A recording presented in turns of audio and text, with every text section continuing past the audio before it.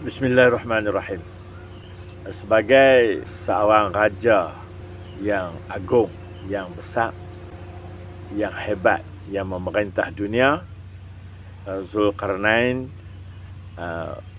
Allah Ta'ala ceritakan dalam Al-Quran ketika dia menuju ke arah barat.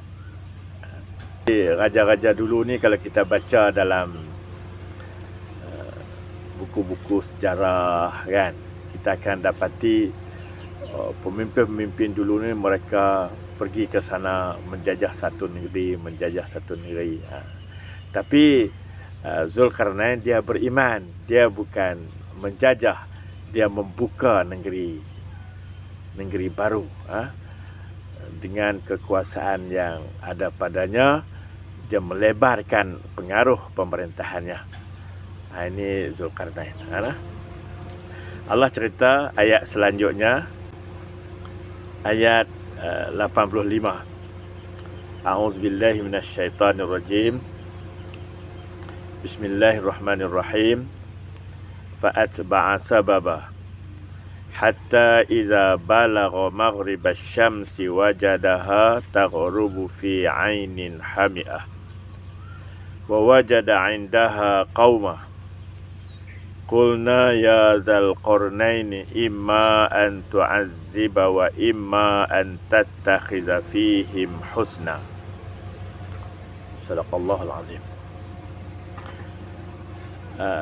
Allah Ta'ala berfirman, maksudnya maka dia, iaitu Zulkarnain lah, menempuh satu jalan, ikut satu jalan. Jalan belah mana? Belah barat daripada pusat pemerintahan dia, sebelah barat. Hingga ketika dia sampai ke tempat matahari terbenam,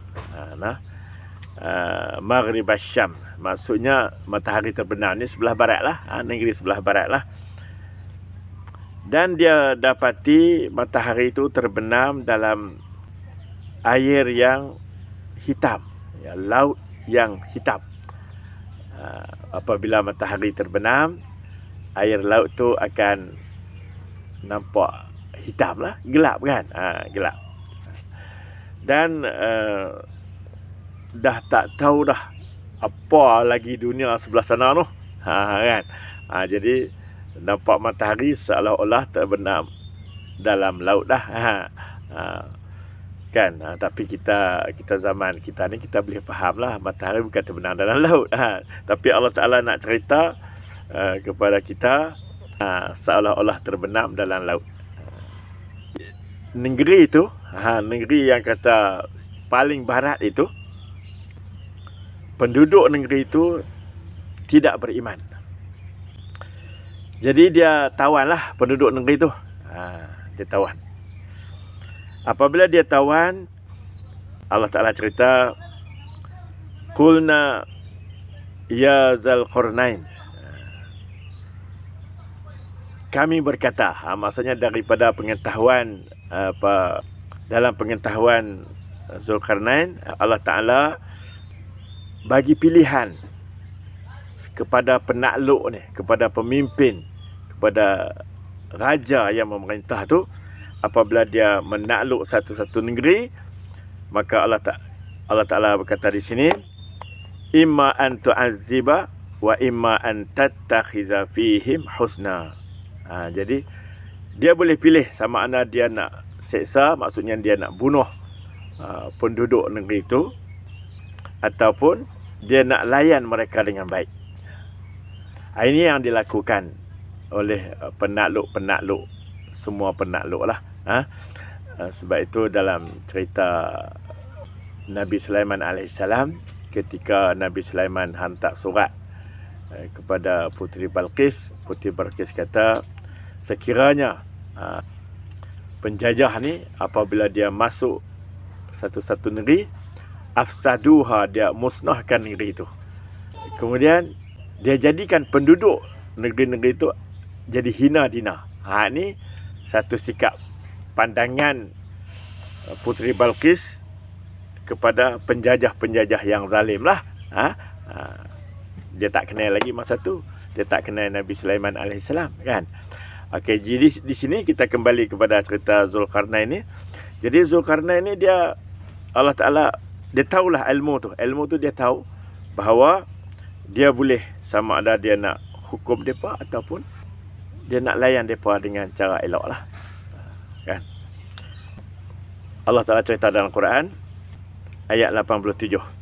Qala amma man zalama fasawfa nu'adzibuhu thumma yuraddu ila rabbih fayu'adzibuhu 'azaban nukra.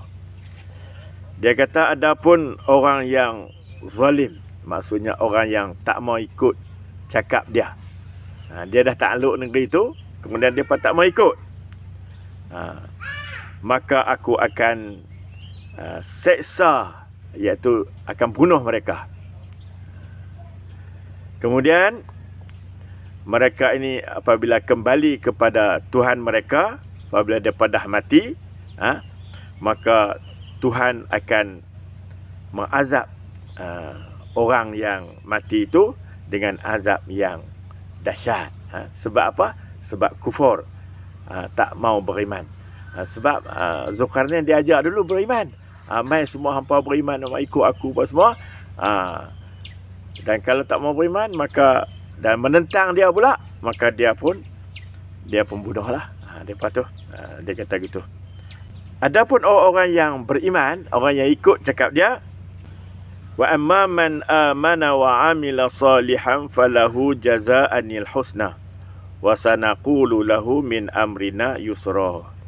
Dan adapun orang yang beriman, maknanya penduduk negeri itu yang beriman, makna masuk Islam, mengikut agama yang dibawa oleh Zulkarnain, kemudian ikut pemerintahan Zulkarnain ini dan beramal soleh, buat baik, buat baik. Maka bagi orang itu, bagi orang-orang yang beriman dan beramal soleh tadi, yang ikut pemerintahan Zulkarnain, maka dia kata dia akan bagi balasan yang baik. Bagi balasan yang baik, yang elok kepada mereka. Tak ada lah duit-duit macam kita ni kan, tapi baiklah. Eloklah. Wa sanaqulu lahu min amrina yusra. Dan kami akan perintah mereka, akan bercakap kepada mereka, dan kami akan sampaikan kepadanya perintah yang mudah untuk mereka ikuti. Itu pemerintahan Zulkarnain. Dia tawan negeri itu. Jadi negeri itu di mana kita tak tahulah, cuma kita ambil pengajaran sahaja. Tetapi dalam kitab-kitab tafsir ada yang menggambarkan Laut Atlantik, tempat yang paling barat Zulkarnain pergi itu ialah negara Maghribi, Morocco. Di situ laut itu Laut Atlantik yang paling barat. Yang mana laut itu dalam bahasa Arab dipanggil Bahrul Zulumat, laut yang gelap. Laut gelap ni Atlantik lah. Jadi itu dalam tafsir yang ditulis oleh Profesor Dr. Hamka. Dia kata mungkin di situlah, mungkin di situ. Apalah, bolehlah andaian-andaian lain yang boleh dibuat oleh siapa-siapa pun mengikut kajian mereka. Kita nak ambil pengajaran daripada cerita yang Allah Ta'ala cerita dalam Al-Quran ini. Kita akan sambung siri yang berikutnya. Wallahu a'lam.